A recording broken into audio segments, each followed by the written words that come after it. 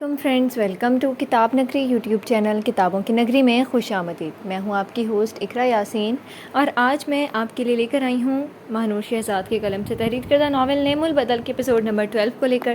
اس episode کو start کرنے سے پہلے آپ جلدی سے کر لیجیے ہمارے چینل کو سبسکرائب، ویڈیو کو لائک اور کلک کر لیجیے بیل آئیکن کو۔ اب آتے ہیں ایپیسوڈ کی جانب۔ ایک بھی شرٹ پریس نہیں ہے۔ ارباب وارڈروب میں جھانکتے ہوئے کپڑے آگے پیچھے کیے غصے سے بولا۔ مشل گہری نیند سونے میں مصروف تھی کہ شور کی آواز سے اس کی نیند خراب ہوئی اور اس نے آنکھیں کھول کر کمرے میں نظر دوڑائی۔ ارباب وارڈروب کے ساتھ کھڑا دکھائی دیا۔ ارباب وارڈروب سے اپنی ایک شرٹ اور پینٹ نکال کر کمرے سے باہر کی طرف بڑھنے لگا۔ کہاں جا رہے ہیں؟ مشل اسے جاتا دیکھ کر پوچھنے لگی۔ ارباب کے بڑھتے قدم رکے۔ ملازمہ کو کپڑے پریس کرنے کا کہنے۔ ارباب نے اسے سنجیدہ لہجے میں جواب دیا۔ مشل کاؤچ سے اٹھتی اس کی طرف بڑھی۔ مجھے دے، میں کر دیتی ہوں۔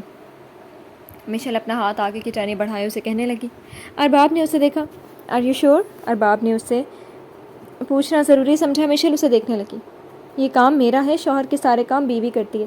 مشل نے اسے دھیمے لہجے میں بغیر دیکھے بتایا۔ ارباب نے اسے پینٹ اور شرٹ پکڑا دی۔ مشل نے تھام لی۔ تو تم اس رشتے کو قبول کر گئی ہو؟ ارباب اسے چپل پہنتے ہوئے دیکھ کر کہنے لگا۔ مشل نے اس کی طرف دیکھا۔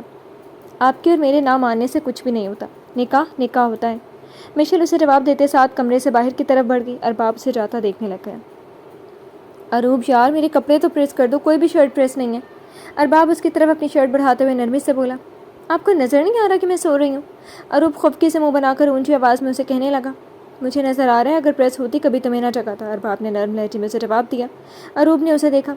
مجھے ملازمہ بنانے کے لیے لائے تھے کیا آپ؟ ہاں، مجھ سے نہیں ہوتے یہ کام، اور صبح صبح تو بالکل نہیں۔ کسی ملازمہ سے بول دے مجھے ابھی سونا ہے۔ اروب نے صاف لفظوں میں اسے منع کر دیا اور واپس سے آنکھیں بند کر کے ارباب نے ایک نظر اسے دیکھا اور خاموشی سے کمرے سے باہر کی طرف بڑھ گیا۔ اچانک ارباب کے ذہن میں وہ خیال گردش کرنے لگا اور پھر اپنی سوچ کو جھٹک کر وہ شاور لینے کے لیے باتھ روم کی طرف بڑھ گیا۔ مشل اس کے کپڑے پریس کر کے کمرے میں داخل ہوئی کہ ارباب کی آواز کانوں سے ٹکرائی۔ جی؟ مشل نے فوراً سے جواب دیا۔ ارباب نے باتھ روم کا دروازہ تھوڑا سا کھولا۔ پینٹ دو میری۔ ارباب اپنا ہاتھ باہر نکال کر اس سے مانگنے لگا۔ مشل گھبراتے ہوئے کانپتے ہاتھوں سے اسے پینٹ تھمانے لگی۔ ارباب پینٹ پکڑتی باتھ روم کا دروازہ بند کر گیا۔ مشل وہیں کھڑی تھی تاکہ اسے شرٹ دے سکے، تبھی باتھ روم کا دروازہ کھلا اور ارباب باہر نکلنے لگا۔ مشل آنکھیں بڑی کیے فوراً دروازہ بند کر گئی۔ یہ کیا کر رہے ہیں آپ؟ مشل چلا کر اسے کہنے لگی۔ ارباب ایک دم کنفیوز ہوا۔ کیا؟ ارباب نے اسے پریشانی سے پوچھا۔ آپ ایسے کیسے باہر آ سکتے ہیں؟ مشل نے نفی میں سر ہلا کر خفکی سے اسے کہا۔ ارباب اسے حیرانگی سے دیکھنے لگا۔ کیا مطلب؟ میں پینٹ پہن کر باہر آ رہا ہوں، شرٹ باہر آ کر پہنوں گا، ارباب نے اسے سرد لہجے میں کہا اور دوبارہ باہر آنے لگا۔ نہیں، آپ شرٹ بھی اندر پہنیں، مشل اس کے سامنے شرٹ کرتے ہوئے بولی۔ ارباب نے اسے شرٹ کھینچی اور باتھ روم میں ہی پہننے لگ گیا۔ مشل نے اپنی سانسیں بحال کی۔ ارباب باہر آیا۔ مشل کی نظر اس پر گئی۔ اس کی شرٹ کے بٹن ابھی بھی کھلے تھے۔ وہ شرم سے نظریں جھکا گئی۔ ارباب نے ایک نظر اسے دیکھا۔ بے شرم انسان۔ یہ ناول آپ کتاب نگری یوٹیوب چینل پر پڑھ اور سن رہے ہیں۔ مشل بڑبڑاتے ہوئے کہتے ساتھ مرجان کو دیکھنے لگی جس کی آنکھیں ابھی بھی کھلی تھی۔ تمہارا دماغ مجھے کچھ ٹھیک نہیں لگتا۔ ارباب خود پر پرفیوم چھڑکتے ہوئے اسے کہنے لگا۔ مشل نے اس کی طرف دیکھا۔ کیوں؟ میں نے کیا کیا ہے؟ مشل نے سوالیہ نظریں اس پر مرکوز کیے پوچھا۔ تمہیں بھولنے کی بھی بیماری ہے کیا؟ ارباب نے اس کی طرف دیکھتے ہوئے آئی برو جھکا کر اس سے بدلے میں کہا۔ آپ کیا بولے جا رہے ہیں؟ کچھ سمجھ نہیں آ رہا مجھے۔ مشل اس کی باتوں سے الجھتی جھرجھری لیتی اسے کہنے لگی۔ کچھ نہیں۔ ارباب اس بیوقوف پر ایک نظر ڈال کر بولتا کمرے سے باہر کی طرف بڑھ گیا۔ مشل خود فریش ہوئی اور مرجان کو بھی تیار کیا، وہ بھی نیچے کی طرف بڑھ گئی۔ تم کہاں تھی؟ مشل کے ڈائننگ ٹیبل پر آتے ہی صدف محترمہ اسے سرد لہجے میں پوچھنے لگی۔ وہ تائی میں اور مرجان کو تیار کر رہی تھی، مشل نے دھیمے لہجے میں انہیں بتایا اور نظر ٹیبل پر ڈالی تو شاید ارباب جا چکا تھا۔ تو جلدی اٹھ جانا تھا نا، اپنی ذمہ داری ٹھیک سے نبھاؤ، ایسے لاپرواہی اچھی نہیں ہے۔ صدف محترمہ سے سخت لہجے میں بولی۔ عاطف ملک اور احمد ملک دونوں نے اسے دیکھا۔ کیا ہو گیا موم؟ آرام سے بات کریں اس سے، وہ ہاتھ صدف محترمہ کے لہجے پر انہیں احساس دلانے کے لیے کہنے لگا جس پر وہ اسے آنکھیں دکھانے لگیں۔ تم خاموش رہو، اسے ٹوکتے ہوئے بولی جس پر وہ ہاتھ خاموش ہو گیا۔ آج دیر ہو گئی ہے، کل سے خیال کروں گی تائی۔ مشل سر جھکائے ان کی بات مان گئی اور اسی طرح کھڑی رہی۔ تم خاموش رہو۔ مشل بچے آپ کھڑی کیوں ہیں؟ ناشتہ کریں بیٹھ کر۔ صدف آہستہ آہستہ سے سمجھ آ جائے کہ آپ یہی بات آرام سے بھی کر سکتی تھی، بچی کو ڈرائی دی آپ نے۔ عاطف ملک مشل کو بے حد پیار سے بیٹھنے کا بول کر صدف محترمہ کو سنجیدہ لہجے میں کہنے لگے۔ صدف محترمہ خاموش ہو گئی اور مشل کرسی کھسکا کر بیٹھ گئی۔ یہ ناول آپ کتاب نگری یوٹیوب چینل پر پڑھ اور سن رہے ہیں۔ ارے اختر آؤ، شکیل صاحب اپنے دوست کو موجود پا کر خوش دلی سے کہنے لگے۔ اختر صاحب مسکرا دیے۔ گڈ مارننگ شکیل اور جعفر بیٹا۔ اختر صاحب شکیل صاحب کے روم میں داخل ہوتے ہوئے مسکرا کر اسے کہنے لگے۔ جعفر نے انجان نظروں سے ان کی جانب دیکھا۔ جعفر، یہ اختر ہے، میرا کالج فرینڈ، کچھ دن پہلے ہی دوبارہ ملاقات ہوئی ہے، بہت عرصے بعد۔ شکیل صاحب مسکراتے ہوئے تعارف کروانے لگے۔ جعفر سر اس بات میں ہلا گیا۔ گڈ مارننگ انکل، جعفر نے ان سے ہاتھ ملاتے ہوئے جواب دیا۔ وہ اس بات میں سر ہلا گئے۔ ٹھیک ہے جعفر، اب اپنے روم میں جا کر کام کریں، مجھے اختر سے کچھ بات کرنی ہے، شکیل صاحب جعفر کو سنجیدہ لہجے میں کہنے لگے۔ وہ خاموشی سے کمرے سے باہر کی طرف بڑھ گیا۔ شکیل صاحب کے کہنے پر اختر صاحب نے کرسی سنبھال لی۔ کافی سلجھا ہوا بچہ ہے، وہ مسکراتے ہوئے اسے شکیل صاحب کو کہنے لگے۔ شکیل صاحب بس سر ہلا سکے۔ یہ ناول آپ کتاب نگری یوٹیوب چینل پر پڑھ اور سن رہے ہیں۔ ہیلو جان، صوبیہ ارباب کے کمرے میں داخل ہوتے ہوئے مرجان کو مسکرا کر دیکھتی بولی۔ مشل کا دھیان بھی اس کی طرف گیا۔ کیسے بھول گئی آج ادھر کا راستہ؟ آج مشل نے اسے طنز کی، جس پر صوبیہ نے حیرت سے اسے دیکھا۔ اس تبدیلی کی وجہ جان سکتی ہوں؟ وہ مسکراتے ہوئے اس کے سامنے بیٹھ کر پوچھنے لگی۔ ارباب بھائی کے بیگم بن کر تو نہیں آئی یہ تبدیلی؟ ہاں، مشل کے جواب نہ دینے پر وہ اسے چھیڑتے ہوئے بولی۔ مشل نے اسے آنکھیں دکھائیں۔ تم مجھے مشل ہی بولو، مشل نے اسے ٹھنڈے لہجے میں کہا، جس پر زوبیہ نے اسے دیکھنے لگی۔ ارباب بھائی کا رویہ کیسا تمہارے ساتھ؟ زوبیہ اب کی بار سنجیدہ لہجے میں پوچھنے لگی۔ ویسے ہی جیسے پہلے تھا، مشل نے بھی اسی کے انداز میں جواب دیا، جس پر زوبیہ سر کو خم دے گئی۔ تمہیں ایک بات بتاؤں، وحاش نے مجھ سے اپنی محبت کا اظہار کیا، زوبیہ اسے پرجوش سے مسکراتے ہوئے بتانے لگی۔ مشل نے اسے دیکھا۔ واقعی یار، مجھے بہت خوشی ہوئی جان کر، مجھے تو شروع سے ہی لگتا تھا وہ تمہیں بہت پسند کرتے ہیں۔ مشل دل سے خوش ہوتی اسے مسکرا کر بولی۔ زوبیہ اس کے گلے لگ گئی، پھر زوبیہ مرجان سے کھیلنے لگ گئی اور مشل کچھ کام سمیٹنے لگ گئی۔ یہ ناول آپ کتاب نگری یوٹیوب چینل پر پڑھ اور سن رہے ہیں۔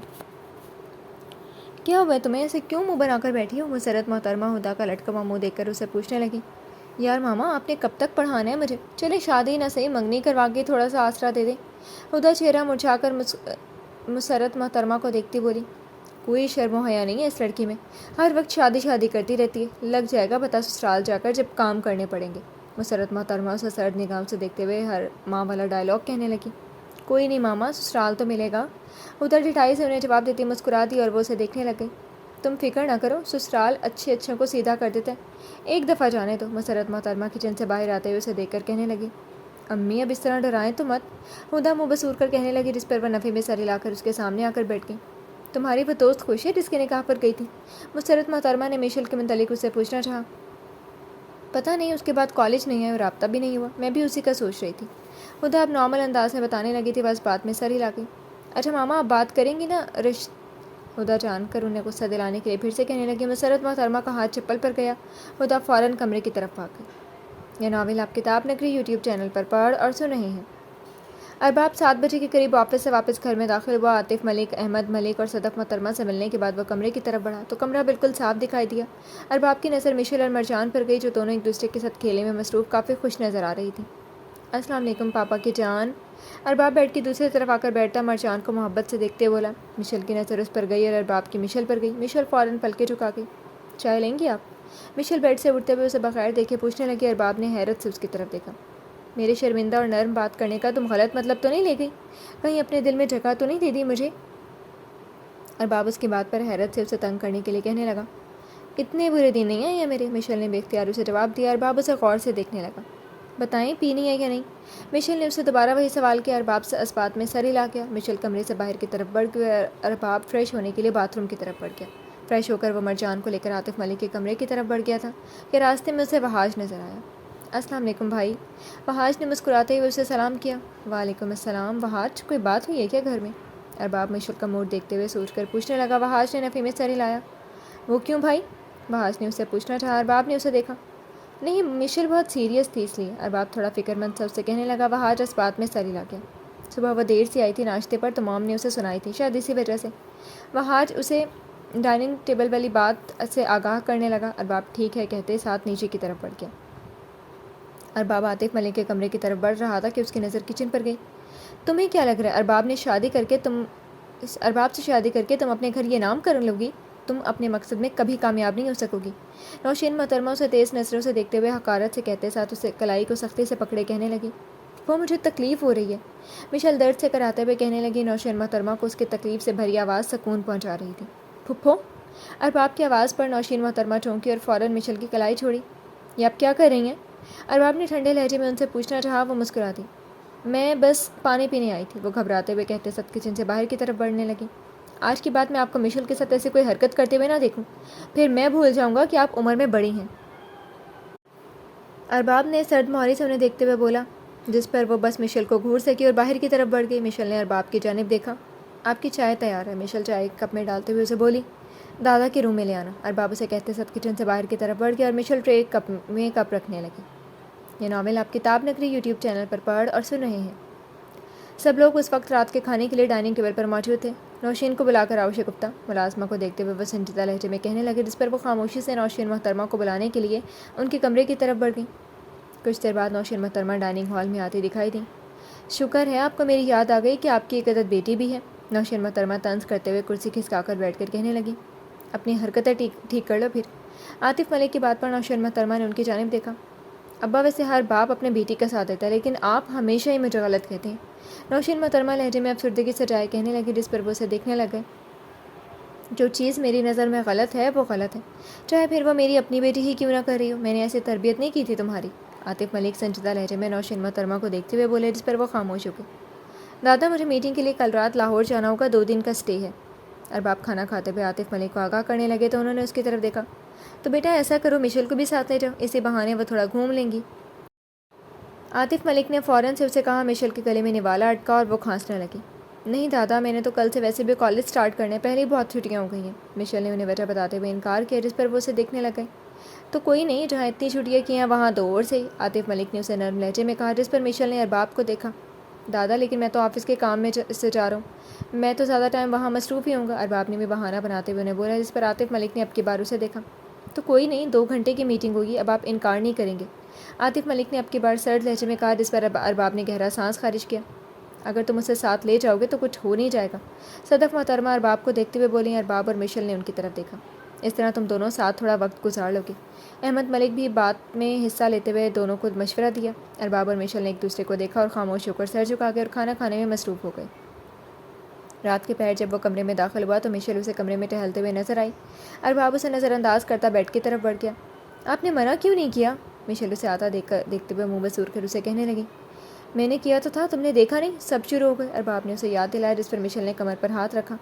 میں آپ کے ساتھ ہرگز نہیں جانا چاہتی ہوں، مشل نے گہرا سانس خارج کرتے ہوئے اسے بتانا چاہا۔ میں بھی تمہیں اپنے ساتھ لے جانے کے لیے مرا نہیں جا رہا ہوں، ارباب نے اسے اسی کے انداز میں بولا۔ مشل منہ بنا گئی۔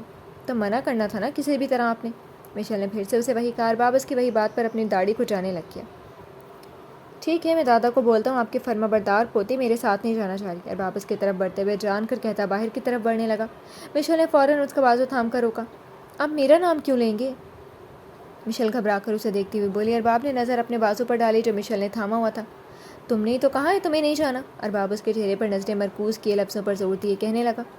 نہیں، میرا موڈ بدل گیا، میں جاؤں گی، مشل کچھ دیر سوچنے کے بعد اسے دیکھتے ہوئے بولی۔ ارباب نے آئی برو جھکا کر اسے دیکھا۔ ایکٹنگ اچھی کر لیتی ہو، جب جانا ہی تھا تو منع کرنے کی ایکٹنگ کرنے کی ضرورت ہی نہیں تھی، صبح صبح تم نے ویسے ہی مجھے اپنا شوہر قبول کر لیا اور اب تم میرا بازو پکڑے کھڑی ہو، کافی جلدی سب کر رہی ہو، ارباب اسے صرف زج کرنے کے لیے اس کے قریب ہوتا شریر لہجے میں بولا۔ مشل کی آنکھیں بڑی ہو گئیں اور اس نے فوراً سے ارباب کا بازو چھوڑا۔ آپ کی سوچ بھی نا آپ کی طرح بہت بری ہے، میں نے بازو آپ کو روکنے کے لیے پکڑا تھا، مشل نفی میں سر ہلاتے ہوئے شرمندہ سے اسے خفگی سے کہنے لگی۔ میں نے تو نہیں پوچھا، ارباب گھمبیر لہجے میں کہتے ساتھ مشل کو مزید کنفیوز کرنے لگا۔ میں نے پھر بھی بتایا کیونکہ آپ کے غلط سوچ رہے ہیں، مشل جھرجھری لیتے ہوئے ایک ہی سانس میں بولتے باتھ روم کی طرف بڑھ گئی۔ ارباب اسے جاتا دیکھنے لگ گیا۔ حد سے زیادہ بیوقوف ہے، ارباب نفی میں سر ہلا کر خود سے کہتے ساتھ بیڈ کی طرف بڑھا اور جعفر کو کال کرنے کا سوچا۔ نکاح کے بعد سے اس کی ملاقات نہیں ہوئی تھی اور نہ کوئی بات چیت ہوئی تھی۔ جی تو فرینڈز، کیسے لگے آپ کو آج کے ایپیسوڈ؟ کمنٹ سیکشن میں ضرور بتائیے گا۔ پھر حاضر ہوں گے ناول کے نیکسٹ ایپیسوڈ کے ساتھ، اب تک کے لیے اجازت دیجیے، شکریہ، اللہ